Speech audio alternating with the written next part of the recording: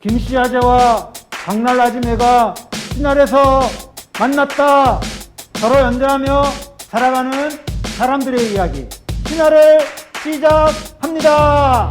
진실하고 정의로운 세상을 향한 노동자와 민주시민의 힘찬 몸부림 사회연대TV 신할과 함께하시죠.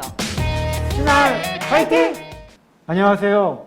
노동자와 서민 그리고 촛불시민과 함께하는 유튜브 방송 사회연대TV 신할의 진행을 맡게 된 김씨입니다.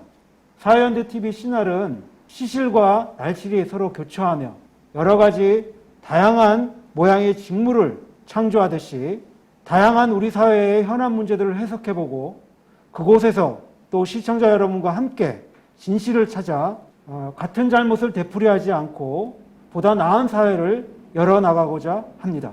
옆에 계신 분은 저와 함께 진행을 맡게 된 강날 씨입니다. 안녕하세요.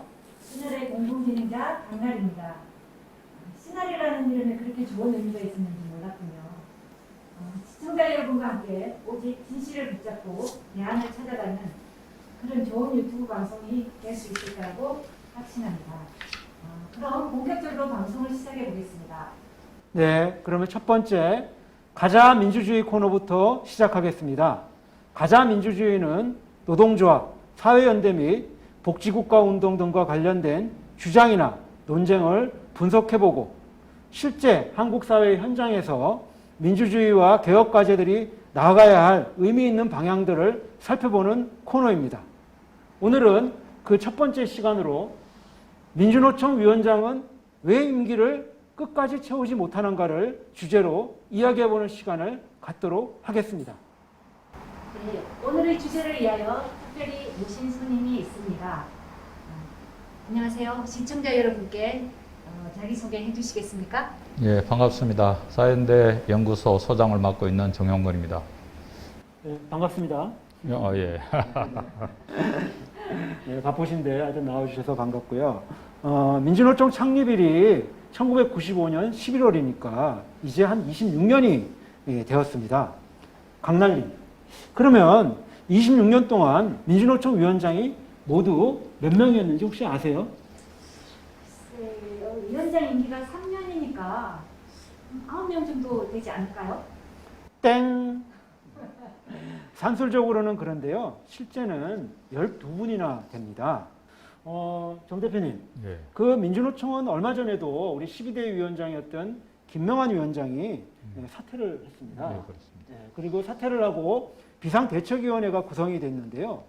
도대체 민주노총 위원장은 왜 이렇게 다들 임기를 채우지 못하는 걸까요? 예.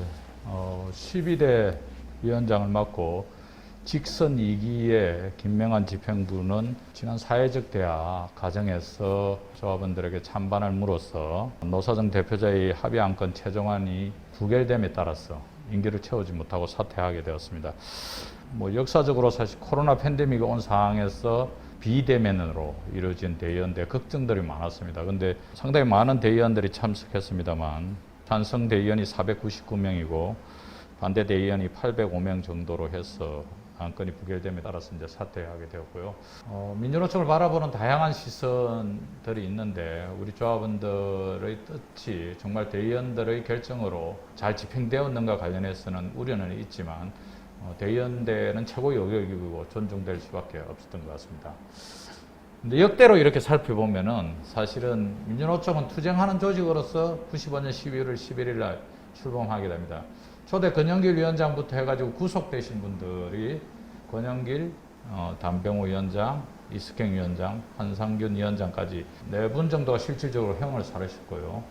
나머지 분들도 여러 가지 조직 논란 과정에서 좀 사퇴를 하게 되죠. 사회적 대화 관련해서 큰 쟁점은 1기 권영길 위원장이 들어오시고 나서 IMF 외환위기 상황에서 당시 김대중 대통령의 제안, 후보의 제안으로 해서 이제 1기 노사정이 출범하게 되는데 그 합의서와 관련된 진통이 있었고 그 이후에 이제 사회적 대화와 관련해서 몇 분의 위원장들이 사퇴하는 그런 상황들을 맡게 되었습니다.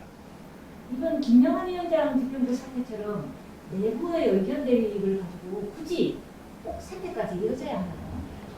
민주노총은 노사정과 관련된 대단히 아픈 기억을 가지고 있습니다. 그게 이제 1기 노사정 체계에서 합의됐던 정리해고 근로자 파견제가 도입됐죠. 그게 이제 98년 2월 사항이었는데요.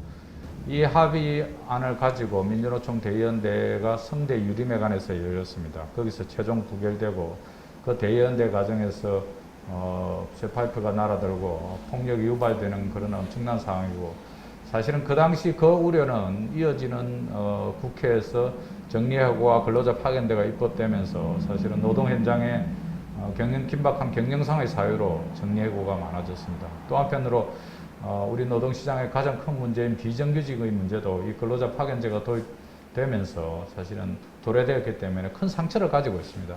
그러면서 이제 사회적 대화 관련해서는 민주노총에서 대개 금기시되어 왔던 것이 현실이었고요. 99년 대의원대에서 최종적으로 이제 민주노총은 사회적 대화를 하지 않는다 이렇게 결정을 했고, 그 문제를 한번 되돌리기 위한 시도가 이제 2005년도에 이수호 위원장 때 대의원대가 이걸 사회적 대화를 다시 해야 된다는 논의들이 있었습니다. 그러고 나서 사실은 이제 사회적 대화 관련해서 주목할 부분은 이제 민주노총이 직선을 시작하면서 박근혜 정부하에서 2015년 직선을 시작하면서 4개의 후보들이 나왔습니다. 근데 그 과정에서는 누구도 박근혜 정부하고 사회적 대화를 하는 것은 의미가 없기 때문에, 정부도 할 의지도 없었기 때문에 이야기하지 않았습니다. 그리고 이제 김명환 집행부가 출범을 하게 되고 나서 대의원대에서 논의가 있었지만 결국 정리를 못했죠. 그리고 이제 이번에 코로나 팬데믹 상황에서 불가피하게 민주노총이 먼저 제안을 했습니다. 이번에는 민주노총이 비상경제대책위원회에서 문재인 대통령을 만나서 이번에 위기 상황이니까 사회적 대화를 한번 해보자고 민주노총이 제안을 했고, 문재인 정부의 사회적 대화는 경제사회노동위원회이기 때문에 어렵겠다는 생각을 가졌지만 위원장이 적극적인 의지가 있다 보니까 그러면 경선회 밖에서 좀 크게 넓게 한번 해보시라는 제안들이 이루어지면서 이제 출발했던 거죠. 그 얼마 전 김명환 전 위원장이 이제 그 사퇴하기 직전에 네. 언론 인터뷰를 통해서 뭐 정파에 대해서 언급을 많이 했어요. 정파가 민주노총에 사실 뭐 문제를 많이 일으키고 있는 건가요? 어떤가요? 민주노총을 움직이는 힘은 무엇인가와 관련해서 뭐 여러 가지 논의들이 있겠지만, 주요하게는 이제 16개 산별과 16개의 지역본부의 대표들을 중심으로 사실은 민주노총이 의사결정하는 과정들이 있는데요. 실제로 그것보다 좀 더 깊게 영향을 미치는 것은 소위 민주노총 내에서 분류되어 있는 민주노총 내에서 우파라고 표현되는 전국회의, 그리고 뭐 좌파, 그리고 소위 중앙파라고 분류되는 이 세 개의 정파의 생각이나 의견들이 대단히 중요하게 작동하는 것도 사실이고요. 주요하게 민주노총 위원장이 후보를 낸다든지 또는 사회적 대화 등등과 관련된 대단히 첨예한 문제에 있어서는 정파의 개입력들이 훨씬 더 강화되고요. 지난 김명환 위원장이 퇴진하는 과정에서는 특히 정파의 벽을 넘지 못했다, 본인 스스로 고백했지 않습니까? 그런 면에서 정파가 어떤 생각을 가지고 있는지, 정파하고 어떻게 정치적으로 대화하고 타협하고, 또는 뭐 좀 나쁘게 표현하면은 정치적 연결의 고리, 당 선거와 관련된 연결의 고리를 끌고 가는지, 이런 것들이 민주노총 전체에 미치는 영향이 크다고 봐야 됩니다. 그럼 뭐 어쨌든 정파라는 것은 기본적으로 노동운동을 좀 더 잘해보자, 뭐 이런 입장에서 사실 출발한 거 아닌가요? 출발은 그렇습니다. 출발은 노동운동을 잘해보자 하고 있고, 정파가 가지는 뭐 여러 가지 장점도 있지만, 민주노조운동을 진행하는 과정에서, 그리고 IMF 외환위기를 거치고 일련의 과정에서 오는 과정에서 최근의 정파들의 행태들은 대단히 종파적이다, 이런 판단들을 많이 가지고 있고요. 스스로도 아마 그런 것들 뭐 많이 느끼고 있는데 여전히 그렇다고 볼 수밖에 없습니다. 정파들이 일제히 단결해서 코로나19 위기 극복을 위한 노사정 협약을 반대했는데요. 제가 여러 차례 이 내용을 다 읽어봤지만 사실은 이게 노동자들에게 손해되는 내용이 거의 찾아보기 없다, 이렇게 된 거죠. 이제 김명환 위원장이 사회적 대화를 시작하면서 좀 무리한 그런 공약 비슷한 선언을 하고 끌고 간 게 조금 문제는 있다고 생각합니다. 그게 해고 금지시키겠다, 내가 노사정 가가지고 이렇게 이야기하고 왔는데 이제 그 성과를 못 가져온 것이고요. 그러다 보니까 이제 산별 대표자들이나 정파들이 이거를 계기로 해가지고 부결을 갖다가 나서게 되는 그런 상황이 초래된 거죠. 정파는 문제가 없는데 김명한 위원장에 대한 문제가 많이 있다 이렇게 해석하시는 겁니까? 아니요, 그렇지는 않고요. 무슨 일이 생기면은 첫 번째는 뭐 지도부 위원장이 책임을 피하기가 힘든 거고요. 두 번째는 노동자들에게 불리한 내용이 없는데도 불구하고 정파 이익을 위해서 당장 다가오는 민주노총의 선거 등등을 개선하면서 보이는 이런 행태들이 대단히 태행적이다 이렇게 볼 수는 있습니다. 정파가 문제가 있기는 있는 거죠. 그렇죠. 이제 우리가 이제 경산의에서 민주노총이 빠진 노동자 협약서 전문부터 해가지고 5장까지 이어지는 과정에서 거의 이 주요한 내용들이 중소기업 그리고 영세 상공인들 그리고 비정규직 특수고용 노동자들 취약계층의 어려움을 해결하기 위한 합의서라고 볼 수 있습니다. 그래서 사회 안전망을 좀 더 촘촘하게 하고 또 이 코로나 이 과정에서 힘든 노동자들이나 자영업자들을 위해서 이 합의들이 이루어졌는데도 불구하고 이것을 왜 반대했느냐. 이 측면에서 이제 단 하나 지금 노동계에서 지적하는 게 이겁니다. 코로나19에 따른 매출 급감 등 경영 위기에 직면한 기업에서 근로시간 단축, 휴업 등 고용 유지를 위해 필요한 조치를 취하는 경우 이에 적극 협력한다 이거거든요. 근데 실질적으로 지금 어려운 상황에서는 우리가 97년 IMF 때 110만 명 정도의 실업자들이 양산되었습니다. 근데 최근에는 일시휴직, 무급휴직 이런 방식의 어떻든 고용을 유지하면서 일자리를 지켜내는 노력들이 작업장, 사업장에서는 계속 이루어졌단 말입니다.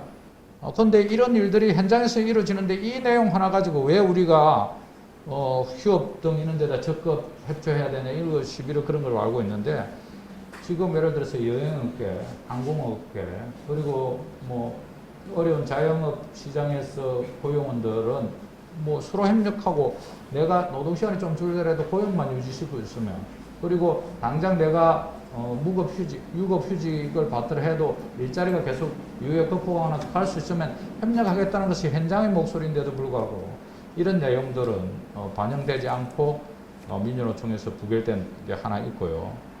그런데 우리가 좀 더 지켜볼 것은 그 합의가 있고 한 달도 채 지나기 전에 경남에서의 코로나19를 인한 지역 노사정 상생 협력 공동선언이라 해가지고 경남에서 이렇게 합의서를 썼습니다.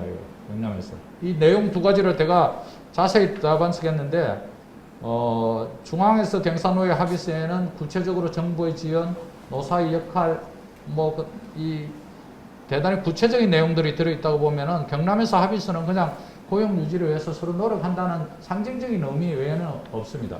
근데 이 합의서는 본인이 스스로 사인하면서 실제로 중앙의 합의는 아주 적극적으로 반대해 나가는 이런 모습들 이게 과연 조합원들이 진짜로 알면은 어떻게 생각할까 참 걱정과 우려가 교차되고 있습니다.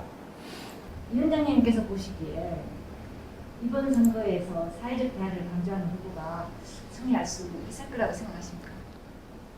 민주노총은 또 노동자들의 권익을 위해서 늘 투쟁해야 된다고 생각합니다. 그것과 관련해서 역대 민주노총 후보들이 그것을 반대한 그런 후보는 한 명도 없고 위원장도 없었습니다.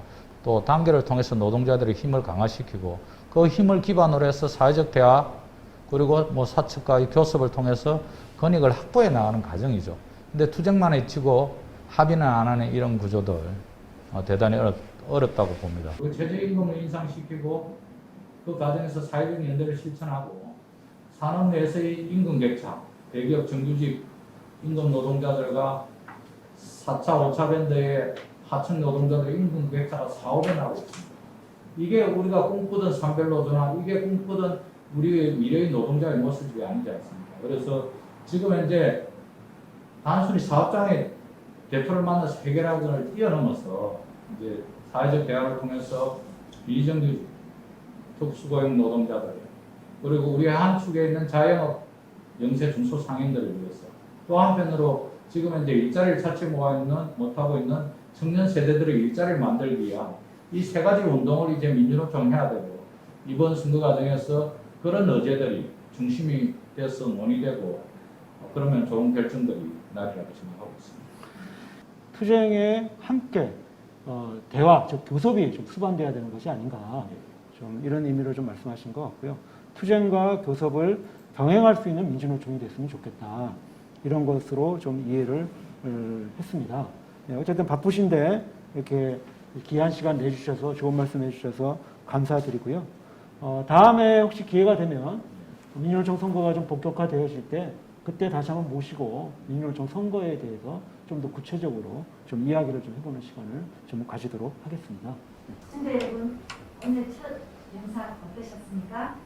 민주노총을 이해하는 데 도움이 좀 되셨다면 좋아요, 구독하기 꼭 눌러주세요. 감사합니다. 좋아요.